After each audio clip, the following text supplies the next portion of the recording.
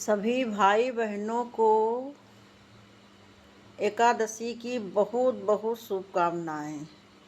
सभी हमारी बहनें नवरात्र की तैयारी में लगी हुई हैं। बहुत हमारी जो बेटियां हैं पहली बार कलश रख रही हैं, और हमारी बहुत बहनें हैं जो पहले कभी नहीं रखा है, अब रख रही हैं। तो उनको कलश रखने में बहुत परेशानी होती है कि हम कैसे रखें, क्या डालें क्या नहीं। तो वो लोगों के लिए ये आज हम वीडियो बना रहे हैं। इसके पहले भी बनाया था, दो साल का हो गया। उसमें हमने थंबनेल लगाया था, कल परसों आया था। लेकिन ये नया वीडियो बना रहे हैं, वो पुराना था हमारा। तो हम सभी जो हमारी बहनें जानती हैं तो वो तो बहुत अच्छी बात है, और जो हमारी बहनें नहीं जानती हैं, नहीं उनको पता है, हमारी बेटियां हैं और भाई लोग भी हैं जो उनको नहीं पता है, उन लोगों के लिए ये वीडियो है। 19 तारीख से जो है नवरात्र शुरू हो रहे हैं। लेकिन जैसे हम पहले ब्रह्म मुहूर्त में रख देते थे कलश, वैसे अब की नहीं रखना है, क्योंकि अब की 6:40 तक तो अमावस्या ही है। तो उसके बाद ही रख सकते हैं। जैसे कि हम 7 बजे से 8:30 बजे तक मतलब रख सकते हैं। वैसे तो नवरात्र में सारा दिन रख सकते हैं, सिर्फ मतलब 7 बजे से शुरू करें, उसके बाद सारा दिन कभी भी रख सकते हैं कलश। लेकिन खास मुहूर्त जो हैं उनमें अगर जो रखना चाहें तो एक 7 से 8:30 पहला मुहूर्त है। दूसरा है अभिजीत, 11 से 12:30 बजे तक का है। ऐसे मतलब ये वाले ज़्यादा खास माने जाते हैं। वैसे तो माता रानी का नवरात्र है तो सारा दिन खास ही है। तो कलश रखें, और परेशान होने की कोई ज़रूरत नहीं, बिल्कुल परेशान ना हो, आराम से, कोई जल्दबाजी ना करें माताएं, क्योंकि ये माता रानी का कलश स्थापना विधिवत पूजा करें अच्छे से, कोई जल्दबाजी ना करें, कोई हड़बड़ वाला काम नहीं। आराम से शांति से पहले घर का सब काम निपटा के और अच्छे से स्वतंत्र होके कलश स्थापना करें। जैसे कि बहुत हमारी बहनें परेशान हैं कि माता के दाहिनी तरफ कलश रखें या बाएं की तरफ रखें, तो यानी कि राइट लेफ्ट। तो इस बात को अच्छी तरह समझ लें, क्योंकि हम अच्छे से सही ढंग से जब पूजा करते हैं तो हमें माता रानी का संपूर्ण पूजा का फल प्राप्त होता है। यदि हम उल्टा गलत सलत करते हैं तो फिर उसका सही फल नहीं मिलता। इसलिए ये जानकारी बहुत अच्छी है कि मतलब हमें अच्छे से जानकारी ले लेना चाहिए, अपने से बड़ा कोई है तो माता के शेर का जिस तरफ मुख होता है उस तरफ हम कलश रखें। इस बात को दिमाग में बैठा लें, यानी कि अपनी हाथ की तरफ से देखें तो अपना लेफ्ट हाथ यानी कि बायां हाथ होगा कलश की तरफ, और माता रानी की तरफ से देखें तो माता का दाहिना यानी कि शेर का मुख लो। शेर का मुख हमेशा माता के दाहिने हाथ की तरफ रहता है, तो उस तरफ कलश रखें और इस तरफ लेफ्ट हाथ की तरफ अखंड ज्योति जलाएं, और माता से थोड़ा दूरी बना के अखंड ज्योति जलाएं, क्योंकि इतनी गर्मी पड़ रही तो माता के बिल्कुल पास न जलाएं, थोड़ा सा हटके अखंड ज्योति जलाएं। और जब कलश स्थापना करें तो उसके नीचे अष्टदल कमल जरूर बना लें। अष्टदल कमल बना लें, इसे चावल से बना लें, ऐसे 4 लाइनें ऐसे करके बना लें। उसके ऊपर हम मिट्टी का जो पात्र होता है जिसमें जवारे बोते हैं, बहुत बहनें हमारी अलग भी बोल देती हैं, और बहुत बहनें क्या करती हैं कि कलश उसी मिट्टी का जो कटोरा जैसा होता है कसोरा, उसी में मिट्टी डाल करके और जवारे बो देती हैं और उसी के अंदर कलश रख देती हैं। तो उससे क्या होता है, मैं तो अधिकांश ऐसा करती हूँ, अलग से भी एक पात्र में जवारे बो देती हूँ, लेकिन अधिकांश ऐसा ही करती हूँ। इससे क्या होता है कि जो जैसे मिट्टी का कलश है तो उसका जो पानी उसमें भरे रहता है तो उसमें नमी मिला करती है, किनारे किनारे जो जवारे रहते हैं कलश के तो नमी उनको मिलती है, तो वो बहुत जल्दी उग जाते हैं और बिल्कुल हरे उगते हैं।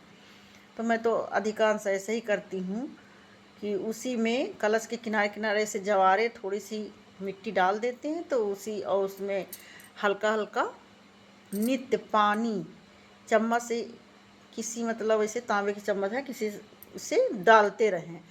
और इस बात का ज़रूर ध्यान रखें कि कलश हिलने न पाए, सावधानी से डालें पानी, क्योंकि इतनी गर्मी पड़ी रही, पानी नहीं डालोगे तो जवारे कैसे निकलेंगे। लेकिन अब बहुत हमारी बहनें जिनको नहीं जानकारी है वो क्या करती हैं कि कलश खोल के डाल देती हैं कलश में। ऐसा बिल्कुल ना करें, कलश बड़ा रखें, क्योंकि 9 दिन के हैं नवरात्र, तो उस कलश के अंदर का पानी सूखने न पाए। इस बात का ज़रूर ध्यान दें कि जो पानी है अंदर का सूखने न पाए। बहुत हमारी बहनें जो हैं पीतल का कलश रख देती हैं, तांबे का, तो इसमें पानी तो सूखने का कोई वही नहीं है। लेकिन इन पात्रों में थोड़ा पानी गर्म हो जाता है।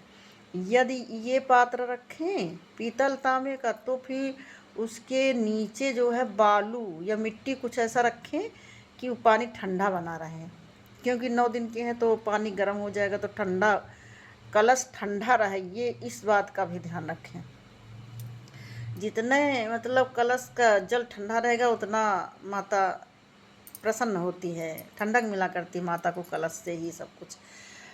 तो इस बात का भी ध्यान रखें। और जैसे मिट्टी का जैसे कलश ला रही तो थोड़ा बड़ा लाएं, और बड़ा के अलावा उसमें जब लाएं तो पानी भर के रख दें, एक दिन एक रात पानी भरा रखा रहे, तो उससे क्या होता है जो जितना सूख जाता है पानी उसी में सूख लेता है, फिर उसके बाद ज़्यादा नहीं सूखेगा। जैसे हम भर दिया ऊपर तक तो फिर उसमें ज़्यादा पानी नहीं सूखेगा, थोड़े बहुत सूखेगा, ज़्यादा नहीं सूख पाएगा। यानी कि जब हम कलश उठाएं 9 दिन, 9वें दिन तो उसमें चाहे थोड़े पानी मिले, जल मतलब थोड़ा थोड़ा मिलना चाहिए, बिल्कुल नहीं। कभी कभी कलश 9 दिन के होते, छोटा कलश होता तो बिल्कुल सूख जाता, तो ऐसा नहीं होना चाहिए। और कलश के अंदर चांदी का सिक्का हो तो चांदी का डालें, क्योंकि जल को स्वच्छ रखता है चांदी का सिक्का, ना हो तो यही वाला सिक्का डाल दें। और सुपारी, एक हल्दी, साबुत हल्दी, मतलब हल्दी डालें, दूर्वा थोड़ा सा डाल दें, सुपारी डाल दें, और एक छोटी सी पंखुड़ी गुलाब की डालें, ज़्यादा ना डालें क्योंकि ये गुलाब तो पत्ती में सड़ वो हो जाता है ना। तो और इलायची, लौंग जो भी अपना डालना चाहे डाल दें, बस इतनी चीज़ें डालें, ज़्यादा नहीं। और एक सर्व औषधि आती है पंसारी की दुकान में, हो सके तो वो डाल दें। वहाँ पे तो छोटी छोटी 3 आती है, एक पंचरत्न की भी आती है, 20 रुपये की मिल जाती, तो वो अगर जो मतलब डालें तो डालो। वो ये औषधियाँ जो है ना जल को स्वच्छ रखती हैं, इसलिए ये सब डाली जाती कि मतलब जल जो है ना गंदा ना हो पाए, स्वच्छ वैसे ही बना रहे।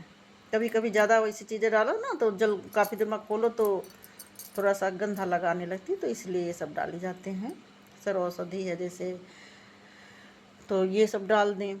और कलावा से कलश का 3 या 5 बार लपेट दें, जहाँ से उसका वो घेरा रहता ना, और स्वास्तिक बना कर रख लें। ये सब तैयारी पहले से करके रख लें। कलश में स्वास्तिक का निशान बना दें, और कलश के ऊपर जो पात्र रखें उसमें चावल भर के रख दें, और पंच पलवो जरूर लगाएं, 9 लगा दें, ये जितने आप लोग लगाते हैं। वैसे तो 9 लगाना चाहिए। और उस पत्ते में भी कुमकुम लगा दें अच्छे से लगा करके, और गंगा जल जरूर डाल दें, कलश के अंदर गंगा जल भी डालना है, इस बात का भी ध्यान रखें। और जैसे हमारी बहुत माताएं हैं, बहुत अब एज की ज़्यादा हो जाती तो भूल जाती हैं, तो वो लोग पहले से लिख के रख लें और पहले से सब तैयारी रखें। और पात्र के ऊपर अब 5 पल्लो भी लग गए, अब चावल का पात्र भी रख गया। अब हमें नारियल रखना है। तो नारियल बहुत माताएं हमारी अभी भी नहीं जानती हैं, जब कितना सब बताया जा रहा मोबाइलों में, फिर भी तो सूखा नारियल रख देती हैं। सूखा बिल्कुल ना रखें। हमने अपनी आँखों देखी बात बता रहे हैं। सूखा नारियल ना रखें। कलश के ऊपर यही जल वाला नारियल रखें। उसमें एक लाल कपड़ा आता वो लपेट दें, वरना नहीं कुछ है तो एक छोटी सी चुन्नी लपेट दें, या फिर नहीं कुछ है तो कलावा ही लपेट दें और लपेट करके रखें। अब बात आती है कि नारियल का मुख किस तरफ होना चाहिए। बहुत हमारी बहनें ये भी पूछती हैं कि नारियल का जो मुख है वो किस तरफ होना चाहिए। मतलब एक तरफ मोटा होता है, एक तरफ पतला होता। आँखें जिस तरफ होती हैं वो माँ की तरफ होना चाहिए, और जो मोटा नीचे का होता वो अपनी तरफ होना चाहिए। ऐसे करके रखें। और अखंड ज्योति के नीचे भी चावल थोड़े से रखें या पुष्प रख दें। उसमें थोड़ा सा एक प्लेट पीतल की रखें, ताकि अखंड ज्योति से कभी घी थोड़ा सा इधर उधर हो ना पाए। तो इसलिए किसी पात्र के ऊपर और गुलाब की पंखुड़ियाँ और चावल रख के तब अखंड ज्योति रखें। अखंड ज्योति में भी कलावा लपेट दें 3 बार या 5 या 7 बार। अब अखंड ज्योति भी हो गई और कलश भी रख गया। अब सामने की तरफ माता को थोड़ी सी स्थान जरूर रखें कि कोई चीज़ चढ़ाना है तो बिल्कुल न भर दें। तो इस बात का भी ध्यान दें। और सूक्ष्म रूप से गणेश गौरी भी विराजमान करें माता रानी के पास।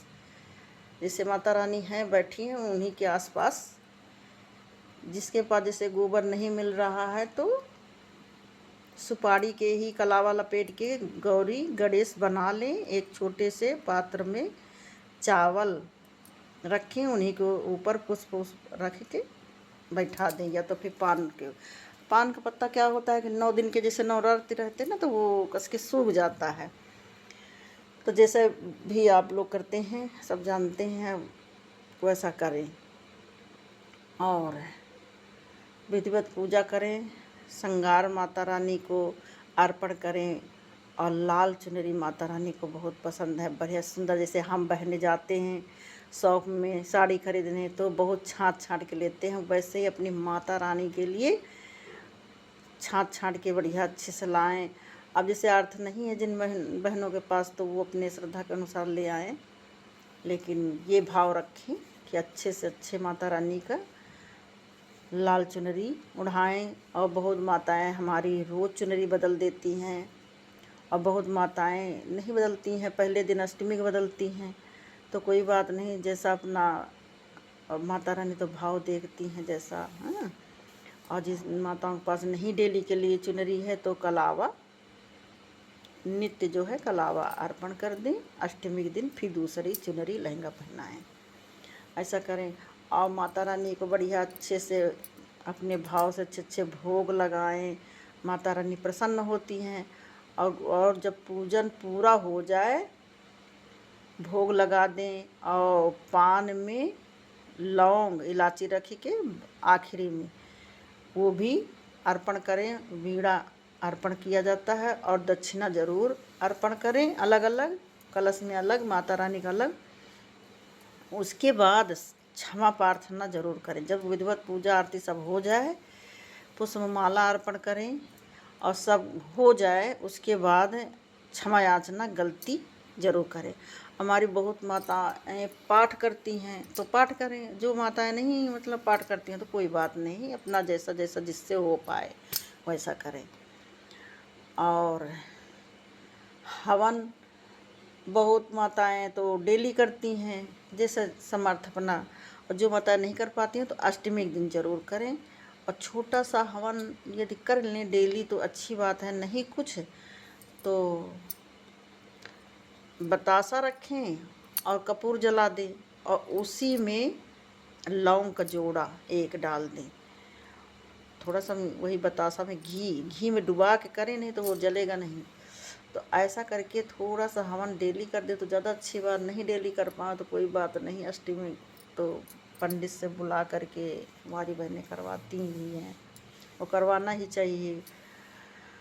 और नहीं जैसे पंडित मिलते हैं तो अपने घर में ही कर लें, लेकिन इस बात का ध्यान रखें हमारी बहनें कि मंत्र जो है गलत न बोलें। ऐसे कर लें बिना मंत्र के तो भी चलेगा, लेकिन जो मंत्र बहुत बहनें बोलती हैं अगड़म बगड़म उल्टा सीधा गलत सलत, तो ऐसा न बोलें। इससे अच्छा तो बिना मंत्र के हवन कर लें, और नहीं तो पंडित मिल जाए, पंडित द्वारा हवन कराएं तो ज़्यादा अच्छी बात।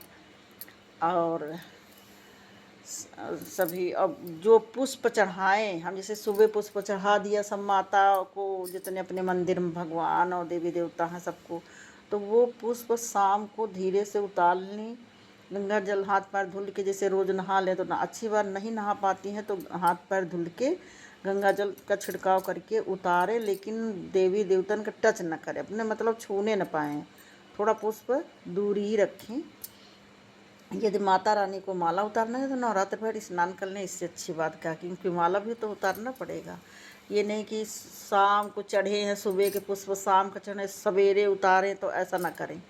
ऐसा अपना पुण्य जितना किया जाता है सब नष्ट हो जाता है। तो इसलिए इस बात का भी ध्यान रखें।